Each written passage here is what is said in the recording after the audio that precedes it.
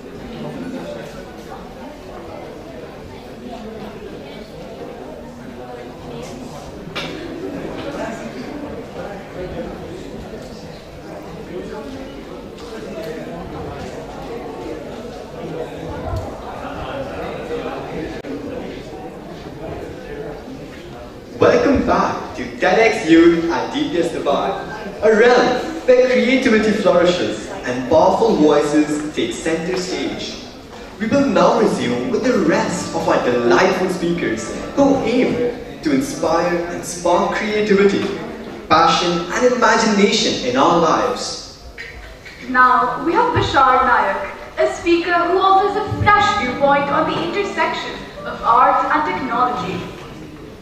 With his innovative approach, he dives into how digital creativity can transform our understanding of self-expression and storytelling.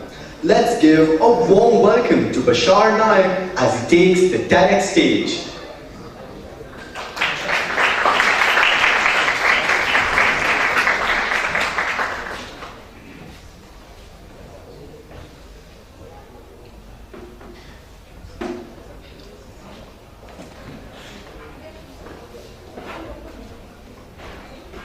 Just a second, I'm waiting for my presentation report.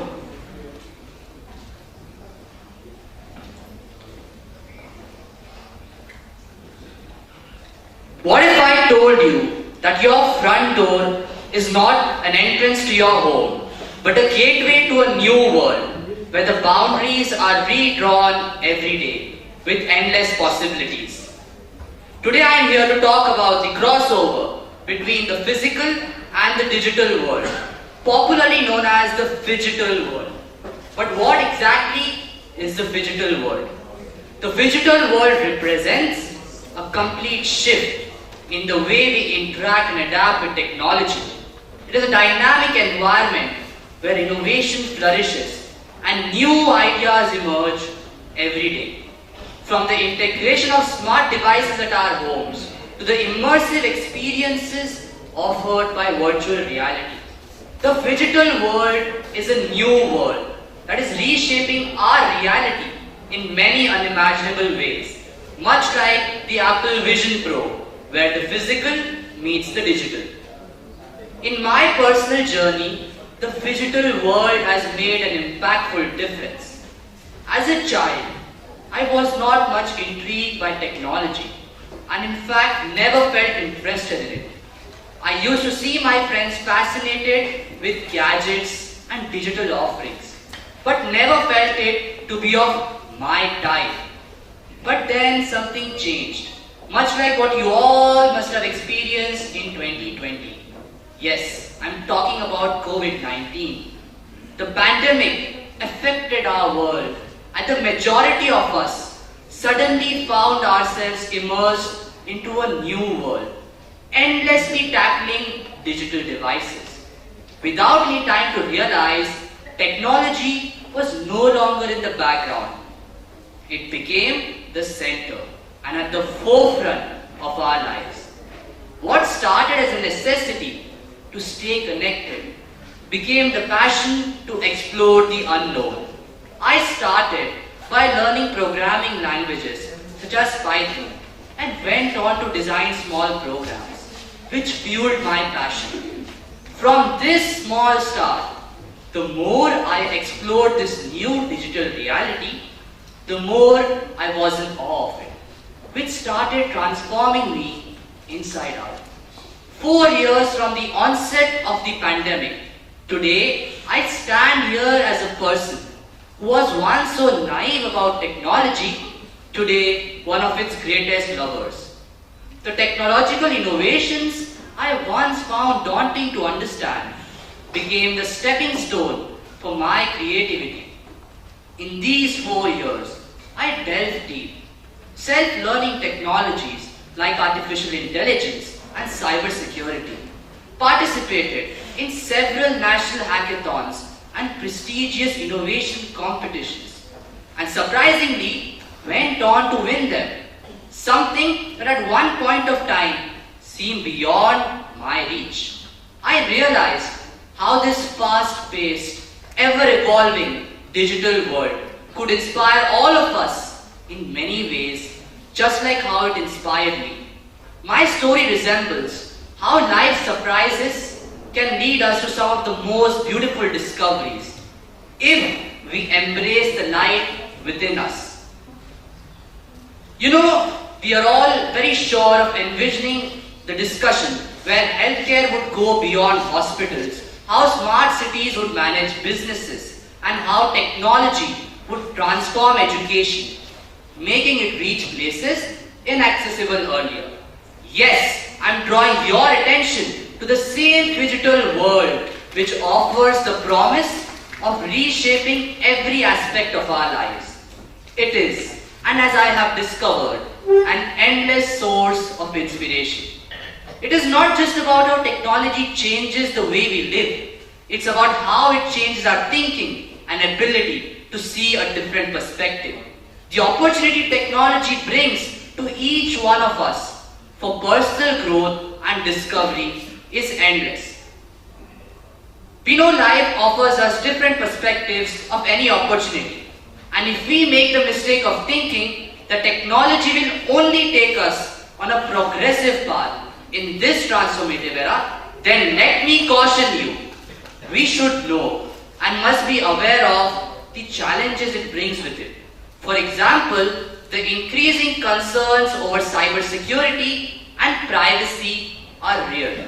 And with a phenomenal increase of reliance on technology, safeguarding our digital identities will be of paramount importance, crucial than ever in the coming future. A research by Cybersecurity Ventures estimates that cybercrime will cost the world over $10 trillion annually by 2025, which is a figure larger than most world economies. However, today, as informed netizens, let us welcome this new digital world with an open heart, maximize the benefits it has to offer for everybody, and at the same time, take the accountability and responsibility of adhering to different protocols that will ensure its success.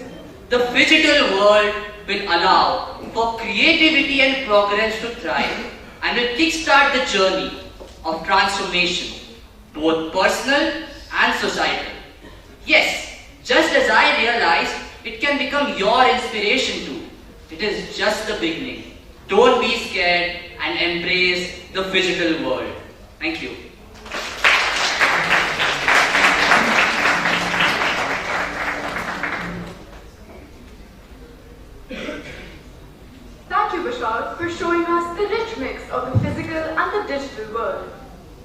Next, we have Anto Juu.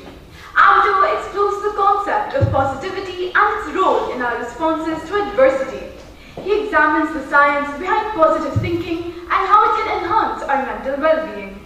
Drawing from personal experiences, he highlights how challenges can lead to personal growth and transformation. Please welcome Anto Juu to share his insights with us.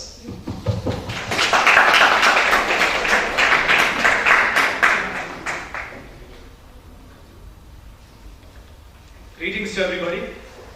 Thriving in positivity. Let's take a look at it. How many of you in this audience have heard the famous dialogue, all is well? Can I have a raise of hands? 3, 2, 1. Almost all of you. Okay. Again, greetings to all of you. There's a few statements you've heard in your life for a long time. Believe in yourself. Never give up. Believe in your dreams. It will come true. All of these statements are affirmations of positivity. Statements which are aimed to make you feel better, do better and live better. Have they actually had this? Or are these just pure fallacies? Let's find out. From motivational videos to self-help books, from religious meetings to meditation lessons, every single person talks about growth, change, positivity and all of these topics. How does it help us humans? There's a very famous quote. The journey to success is filled with positive habits. And yes, I agree with this on a tremendous level. You can never control what life throws at you. The only thing you can control is how you respond to them. And that is exactly what positivity is. This is a very broad concept. You have positive neuroscience, which deals with how the brain works and how the human mind and body flourishes. When you adopt a positive mindset, everything about you starts to change. Every single thing. Your mood becomes better. You become better. Your cognition starts to develop. Your brain starts to secrete hormones such as dopamine and serotonin, which makes you even happier. Such small changes in the grand scheme of things make a massive difference. Take a look at this. When you have tough times in your life, when the tables of your life turn, maybe you lose a job, maybe you fail your exams, times get tough. You have two paths, the path to negativity and the path to positivity. The popular path and the unpopular path. Now let's discuss the path to negativity. This is a 3-step plan called the suck it, swell it and dwell on it. What does this indicate? This is what most of us humans follow. We go over an issue and we grow inferior to it, rather than trying to make a change and be better. But then you have the path to positivity. What is this path to positivity? Maybe you failed an exam. Take your paper, take a look at that paper. Where did you lose your marks? Was it an error from your side? Did you not study that concept? Take a look, understand it. Make a change and be better than the person you were the previous day, the previous week, the previous month. Look at Nelson Mandela. Countless amounts of years in jail, isolation, harsh punishment and torture, and he still called himself an optimist.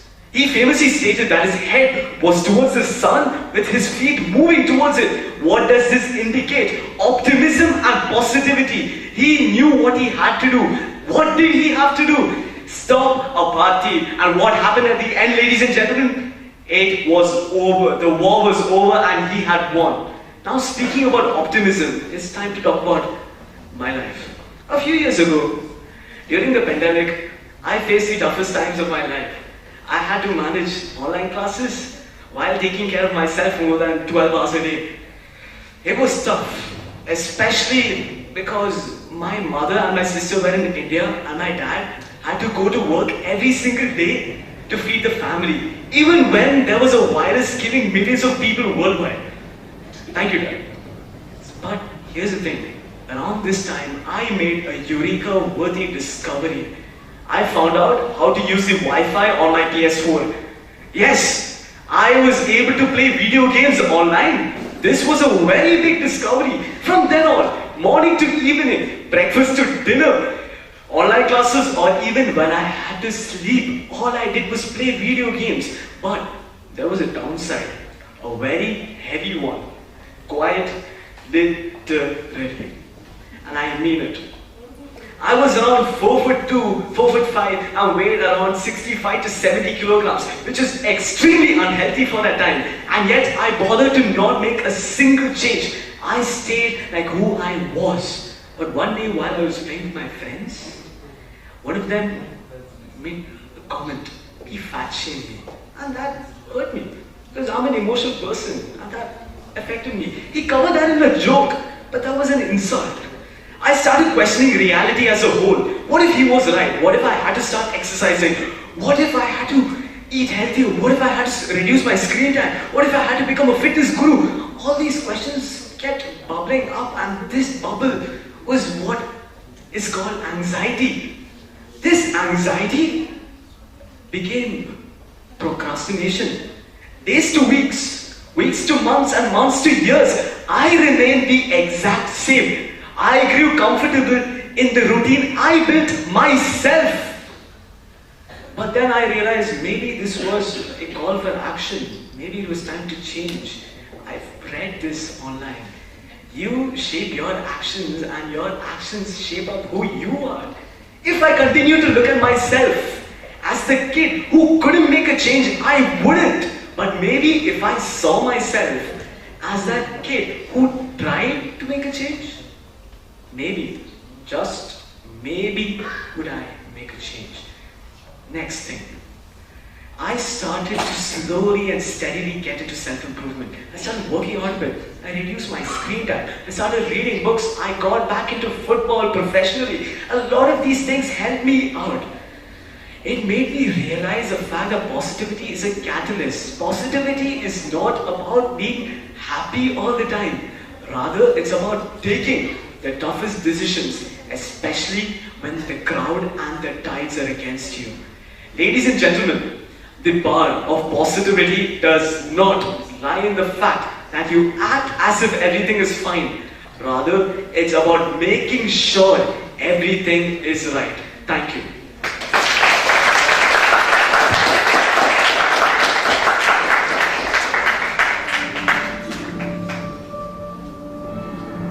Thank you, Anto, for sharing your insights on the transformative power of positivity and the importance of resilience in our lives.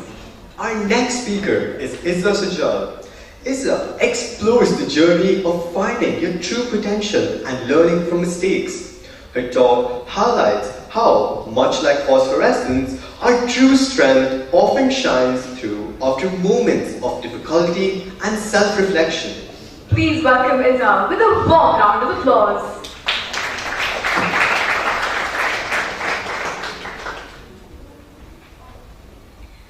What if I told you that the darkest moments of your life aren't obstacles, but gateways to your greatest potential? Imagine standing in complete darkness, the kind where you can't even see your own hand. Most people would panic, searching for an escape. But what if instead of fearing the dark, you realize that the light you've been seeking is within you? My name is Ria Sasta. I'm from grade 10, and today I want to show you how we can embrace our inner light, not just to survive adversity, but thrive in it and find brilliance in places we least expect. Without the highs and lows, life would be still. Picture a hard monitor showing a straight line. No movement, no beat. That's not life, that's stillness.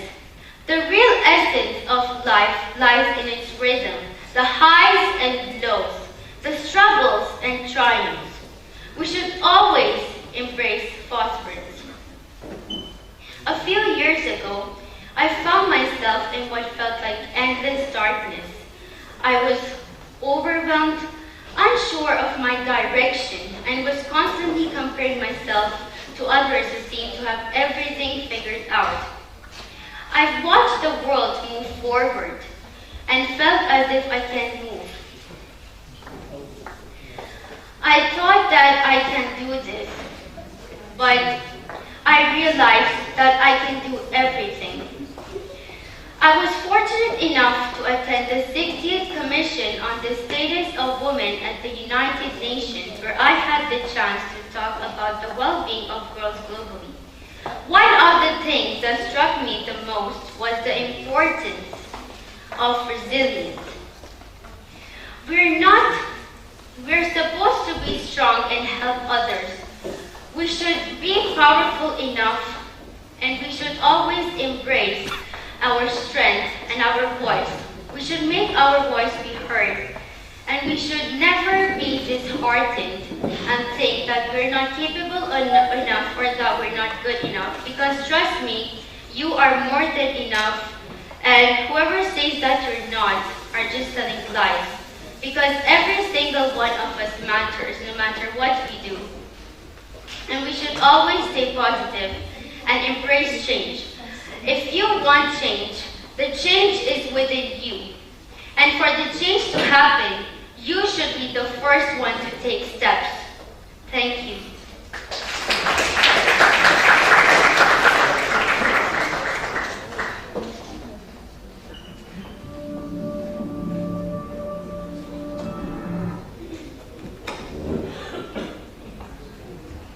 Thank you, Azza, for sharing your insights with us.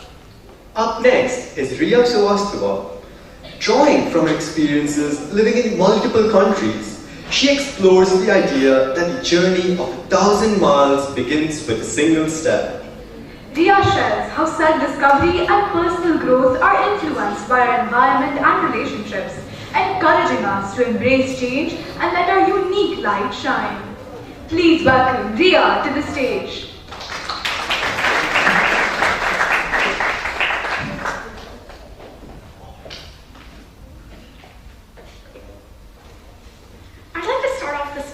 With a question for all of you.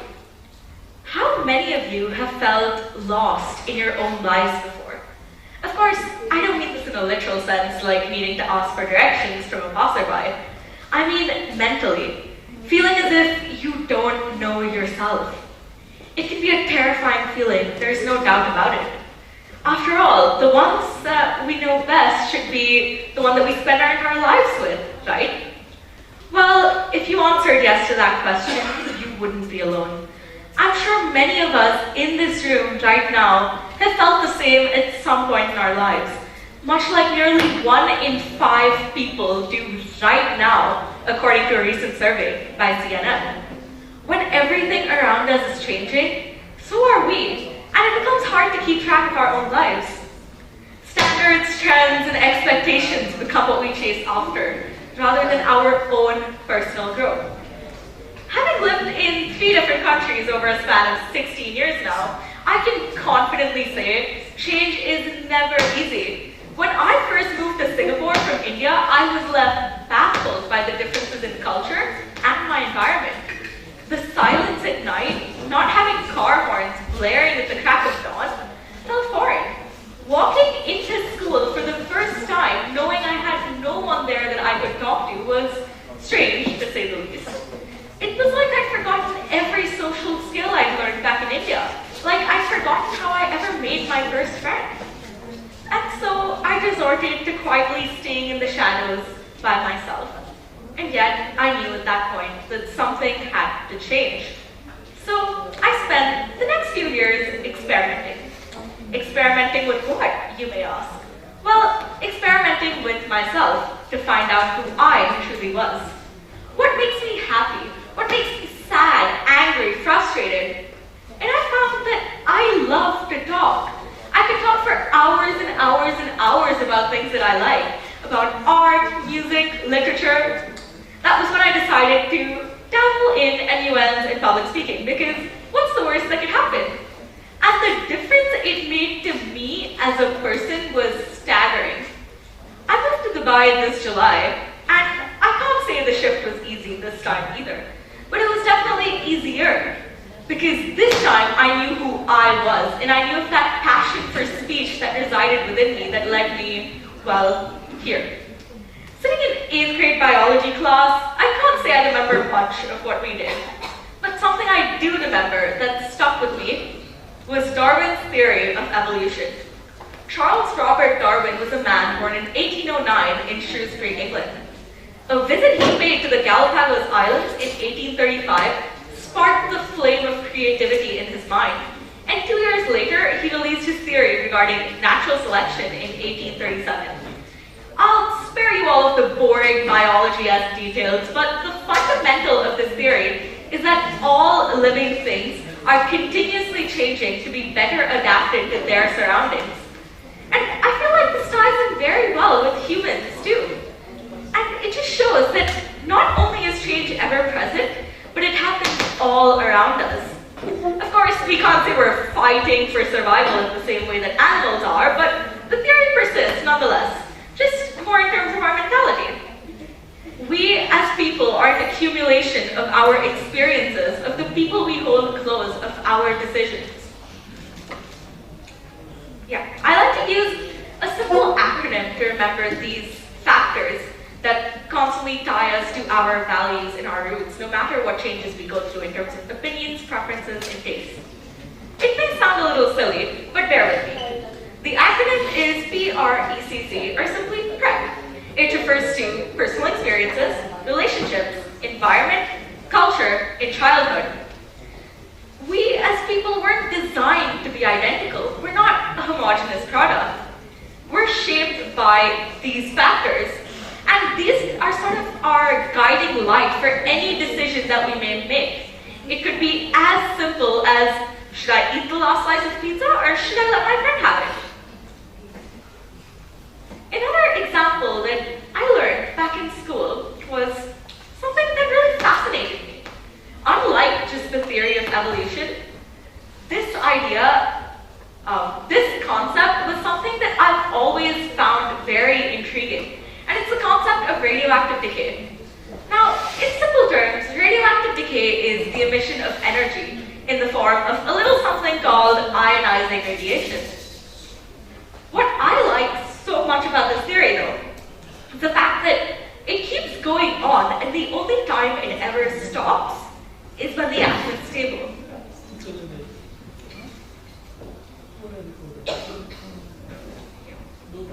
It only ever stops once the atom is stable. Like uranium-238 eventually turning into lead-206. I think for us as people, one of the hardest challenges we can face is learning how to let go. Like letting go of a toxic friendship, or letting go of toys and books from our childhood.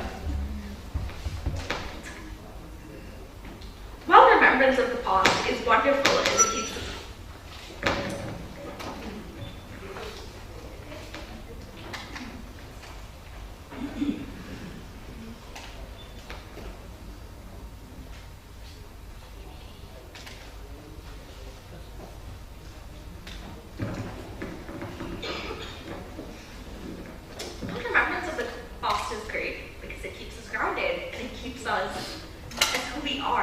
us to those key factors I mentioned earlier. We also need to realize that we live in the present. Humans don't exactly have the longest lifespan, with the average being close to maybe, say, 80 years. So with the limited time we have to focus on today, because today is what determines our future. Today is what determines tomorrow. A way to find yourself. Let me just give you a really quick and easy suggestion. Just take 1 minute at the end of each day to reflect. It could just be thinking about what all you did today. What did I do that made me happy? What did I do that made me feel like I was fulfilled? You might ask, 1 minute a day, how does that ever amount to anything? Well, a minute a day, that's about 30 minutes a month, 365 minutes a year, and over 29,200 minutes in the lifespan of 80 years. That's over 490 hours you spend solely working on yourself and your personal growth. I'd like to end this talk by leaving all of you with a question, or more of a thought, really. The light within us is unique. It is what defines us and has the power to illuminate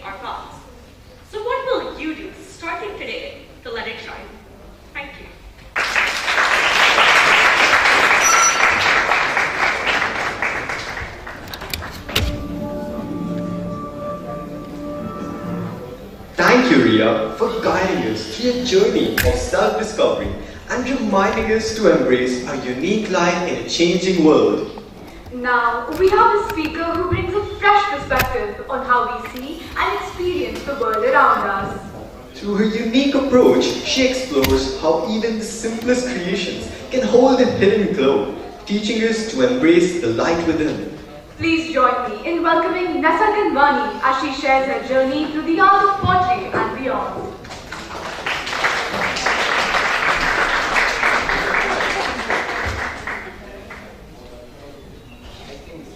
Most people say, as humans, we're most similar to apes. But what if I told you?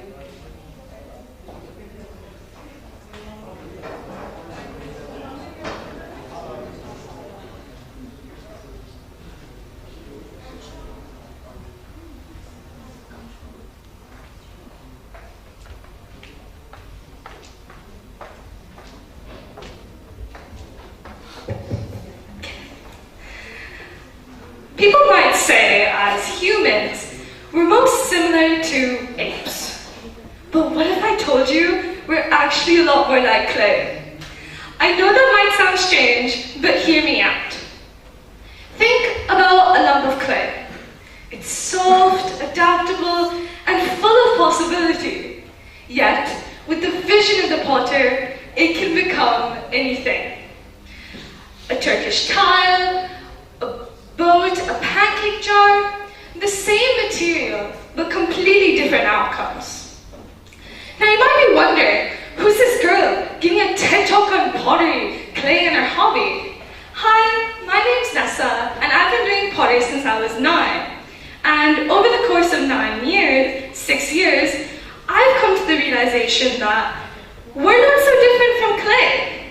We come from a similar foundation, a core of potential shaped by our decisions and our experiences. Just as clay can become a mug or a plate, we too are defined by what happens to us and how we respond. And here's where it gets interesting.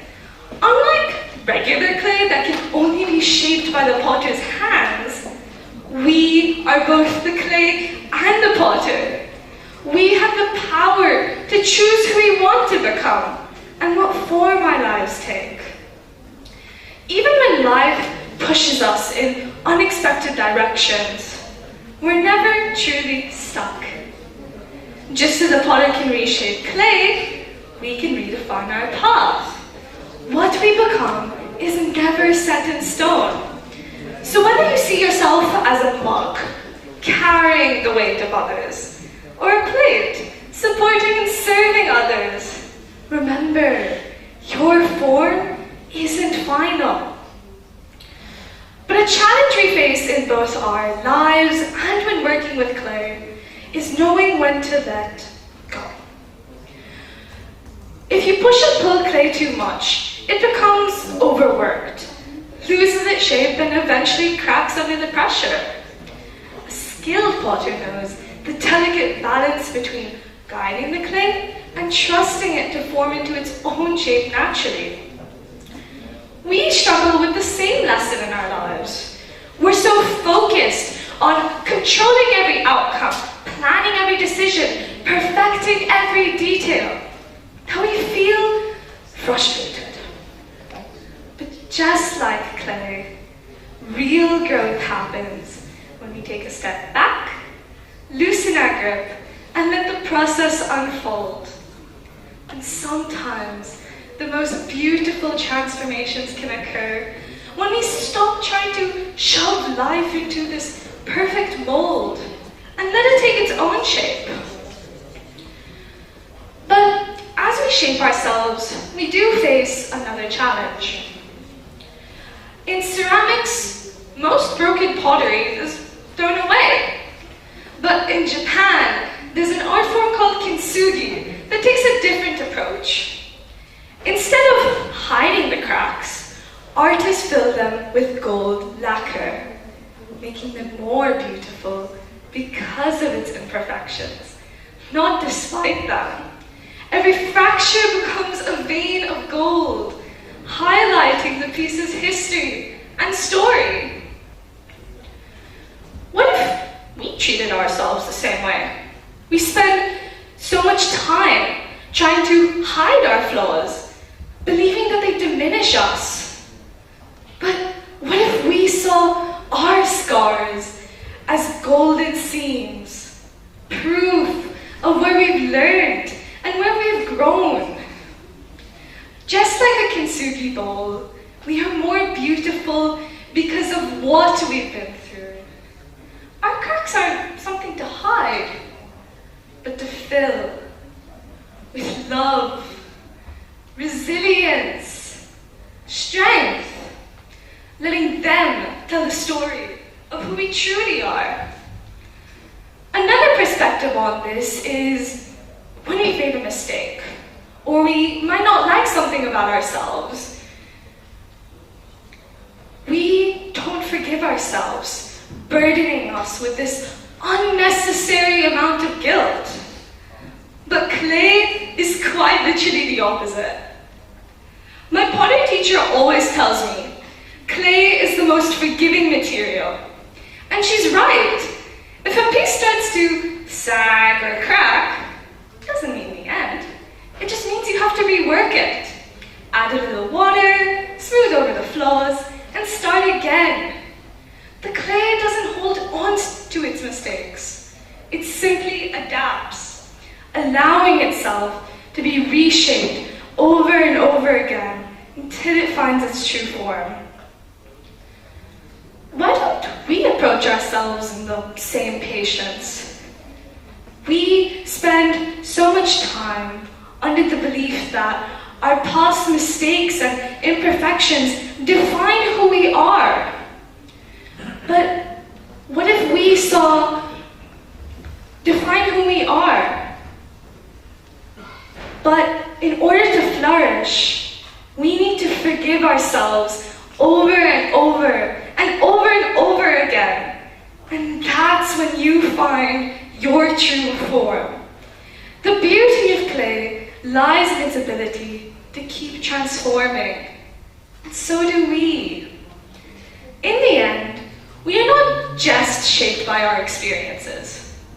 We shape ourselves. Remember, you are both the clay and the potter.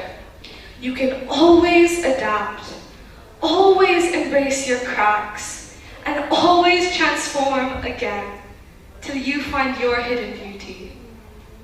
No matter how many times you've been shaped or reshaped, you will always have the power to decide what work of art you'll be tomorrow. Thank you.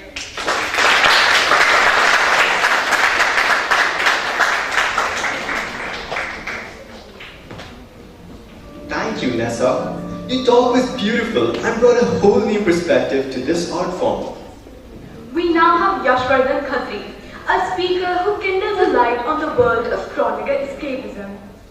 Yashwardhan discusses the true meaning of procrastination, drawing attention to personal development and growth. Please join me in welcoming Yashwardhan Khatri to the stage.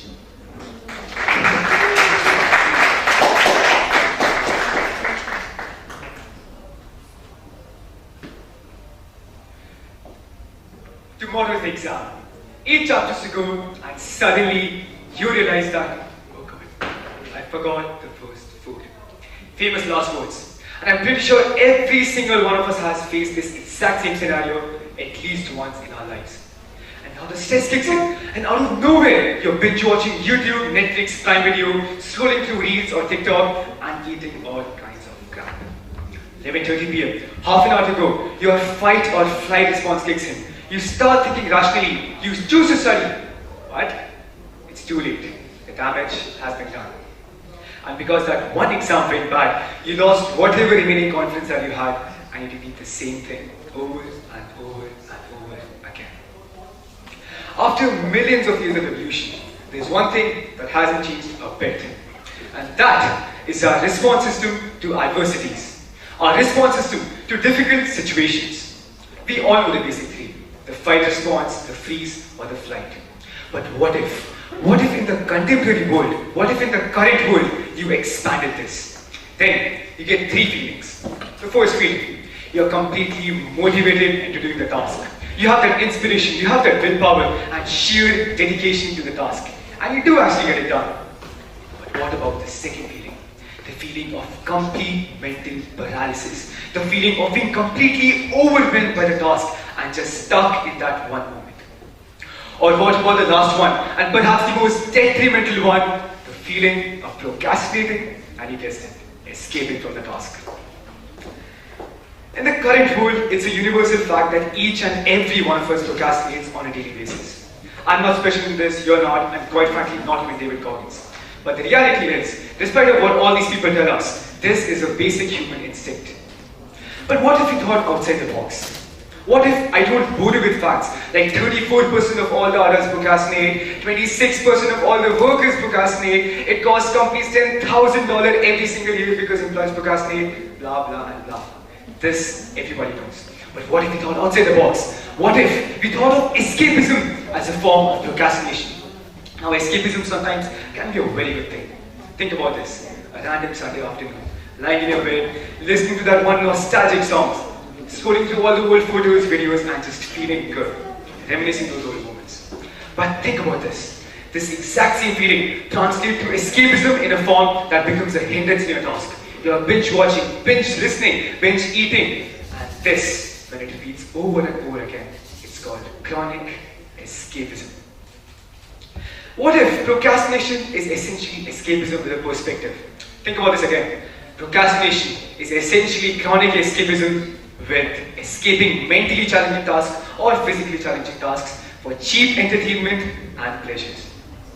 But when you're escaping from the moment, when you're a chronic escapist, the problem is everything happens subconsciously, which means that even 95% of people don't realize that they're actually escaping from the task.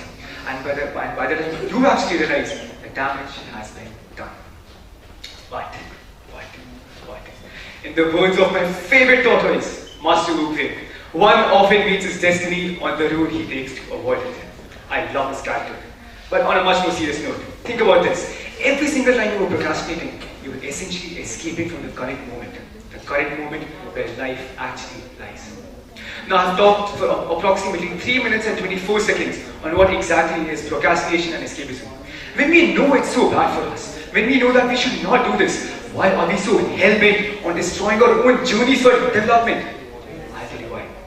We all have this idealistic version of ourselves. This one version that we want to meet, either through achievements, awards, weight loss, anything. And the problem is, in this entire journey of being him or her, we forget to be ourselves. We don't accept ourselves. And in this entire pressure, the pressure becomes so suffocating that we are willing to run away from this one person back into this known version of ourselves that turns towards cheap escapism and pleasures. So you get stuck in this vicious cycle of escaping the present moment, falling back into those bad activities that make you feel bad, but also give you that momentary comfort of not being the person you actually want to be, and finally facing life. Because guess what? That's life. And it never really stops for anyone. But what if I told you, you are going to be okay? What if I told you that there is a solution for this detrimental hindrance that everyone faces in their lives? But before that, can you have a small activity? Can everyone just snap your finger 3 times? So 1, 2, 3. Excellent. Now can everyone please just blink 3 times? So 1, 2, 3. Sounds weird and goofy, but just stay with me. The activities you just did, these exact same activities, they brought your monkey brain from the delusional world, from the fictitious world, back into this one moment where life truly lies. It brought your mind back from delusions. It brought your mind back from escaping from this one moment where life actually exists. And think about this. Every single time you're escaping from your task, every single time you have that urge to just step away from the difficult tasks, you are not living in the moment. Your mind is taking control of whatever you're doing, and you're either living in the past or in the future. But the idea of this activity was not that every time you want to study, you blink 3 times or snap your fingers. The idea is, just leave that phone for 2 minutes. Step out of that room. Talk to someone, anything that brings you back in that one moment where you truly enjoy living. Now, believe it or not, 95% of all our actions are controlled by the subconscious mind. The mind, which obviously isn't conscious, and also the mind, which can't exactly be accessed. Think of it as a hard drive in a computer. You can't exactly access the hard drive, but you can alter the information given to the hard drive. So ultimately, the output changes as well. And this is exactly what you have to do. You have to reprogram your subconscious mind. Sounds very high-tech, but it's extremely easy. All you have to do is surround yourself with positive people and give yourself positive reinforcement even when people aren't there. The result of this activity is that every time you have that natural instinct to escape, your mindset becomes like this. Is it really that hard? Can I not face this? Am I really that weak? And when you get this, you will actually notice that you stop escaping and start living in the current moment and stop procrastinating. And the last one, and perhaps my favorite one, fake it till you make it. It's not just a strategy that works when you want to talk in front of 100 people. Trust me, I'm doing it right now. But fake it till you make it is a known technique that many successful people use to fake confidence when they need it the most. The idea is, faking confidence is the best way to actually have confidence. And that's all you have to do. The next time you have that urge, I want to escape from this, I want to procrastinate, I want to step away from this, you have to think, really? Do I have to? Just shut up. Do I have to? And that's exactly what you have to do. When you fake that confidence, when you fake that belief, ultimately, you start believing the belief. Now, for this 15 TED Talks before me, the 15 innovation-filled TED Talks, all of you know what exactly is phosphorescence. And I love DPS Dubai for giving us this theme because phosphorescence is quite literally the phenomenon which is brilliant because look at this. But apart from that, phosphorescence means that when materials absorb light, they emit that in the form of light even after the energy source is gone. And I hope today I can be your energy source and you can emit this light in the form of productivity and progress. And you can actually escape from escapism. And just to leave you all with this one quote by Alan Alda, a real loser is someone who's so afraid of not winning, they don't even try. Thank you very much.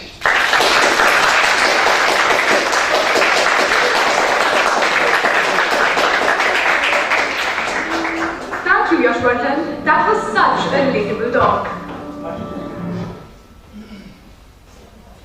We extend a big shout out to all the participants for their enthusiastic and impactful involvement. We sincerely thank all our charismatic speakers for sharing ideas that have transformed our perception and mindset. We would now like to call upon the President of TEDxYouth at DPS Dubai, Yash Sharma, to extend the vote of thanks.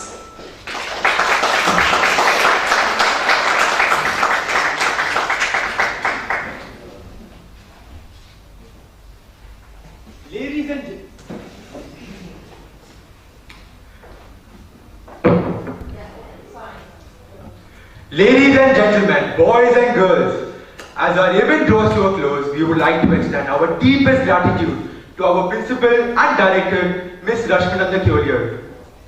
Ma'am's visionary leadership and commitment to excellence have shaped this event. Her dedication to fostering an environment where students thrive has enabled events like TEDxYouth at DPS Dubai to serve as a platform for innovation, collaboration and the exchange of meaningful ideas. We extend our thanks to our Vice Principal, Ms. Rashna Prakash, Ms. Sunita Rajdan, Headmistress, Headmaster, Senior Mistresses, Supervisors and our dedicated faculty. Your unwavering support and encouragement have been crucial in making this event a roaring success. Thank you for constantly nurturing the bright minds of our students and inspiring the curiosity and passion that have led to today's event. We also want to thank the school manager, ancillary staff, the hospitality team, and everyone who worked tirelessly behind the scenes. We would also like to extend our deepest gratitude to Photo Factory for constantly supporting us throughout the making of the event. We could not be more grateful. Lastly, we extend our sincere appreciation to all of you, our esteemed guests. Your presence has made this event even more meaningful and your energy has brought it to life. We are profoundly grateful to our wonderful MCs, educators, the organizing committee, the photographers, videographers. Together, You have created a TEDxYouth at DPS Dubai experience that will stay with us throughout our lifetime. Thank you all for being a part of this extraordinary event. May the ideas shared today continue to inspire and create positive waves in our community and beyond. And thanks to Sujit, our guest speaker. Your talk was extremely inspiring and motivating. Thank you.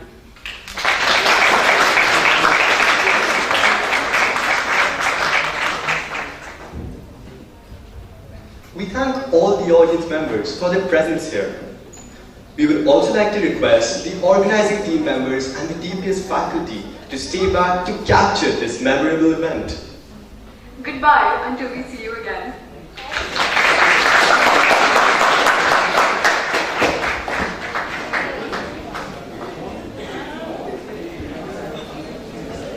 All speakers are also requested to come on the stage.